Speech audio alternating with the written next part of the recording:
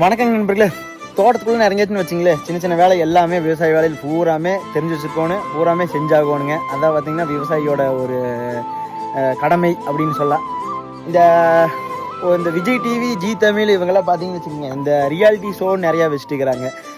நமக்கு என்ன இந்த வேலை செஞ்சுட்டு இருக்கும்போது பார்த்தீங்கன்னா ஒரு வாசனை தோணுச்சு, ஏன் இந்த டிவி சேனலுக்கெல்லாம் இந்த விவசாயி மாதிரி யூடியூப் சேனல், சோசியல் மீடியாவில் விவசாயி லாகர்லாம் இருக்காங்க பார்த்தீங்கன்னா நிறைய பேர் பார்த்தீங்கன்னா கடுமையான உழைப்பாளிகள், சூப்பராக வேலை செஞ்சு அந்த விவசாயத்தை எடுத்து உரைக்கிற மாதிரி பண்ணிட்டு இருக்காங்க. ஆனால் பெரிய ஃபேமஸ் எல்லாம் யாருமே ஆகலை, என்னையவே எடுத்துக்குங்க. ஆனாலும் பார்த்தீங்கன்னு வச்சுக்கோங்களேன், அவங்களையெல்லாம் அந்த மாதிரி ஆளுகளெல்லாம் தேர்ந்தெடுத்து ஒரு 10 பேர் 15 பேரை பிடிச்சி அவங்களுக்கான ரியாலிட்டி ஷோ வைக்கலாம். தேங்காய் உரிக்கிறது, அப்புறம் மாடு மேய்க்கிறது, பால் கறக்கிறது, அந்த மாதிரி ரியாலிட்டி ஷோ நிறைய கேம்ஸ் எல்லாம் வச்சு அதில் யார் ஜெயிக்கிறாங்களோ, யார் சிறந்த விவசாயி அப்படின்னு சொல்லிட்டு இந்த விஜய் டிவி, ஜி தமிழ்லாம் பார்த்தீங்கன்னா ரியாலிட்டி ஷோ நடத்தலாம். அவங்களுக்கும் பார்த்தீங்கன்னா ஒரு அங்கீகாரம் இருக்குது. வருங்கால ஜென்ரேஷன் இருக்குது பார்த்தீங்களா, அவங்களுக்கும் ஒரு எடுத்துக்காட்டாக இருக்கும். விவசாயி லாகர் மட்டும் இல்லை, விவசாயி ஆகறதுக்கும் துடிப்பாங்க நிறைய பேர். விவசாயியோட மகத்துவம் பார்த்தீங்கன்னா தெரியும்.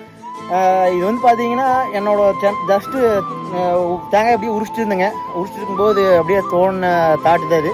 அதான் உங்களுக்கு அப்படியே அனுப்புகிறேன். இது எத்தனை பேர் இதை ஆதரிக்கிறீங்க அப்படின்னு கமெண்ட் பண்ணுங்கள். நன்றி.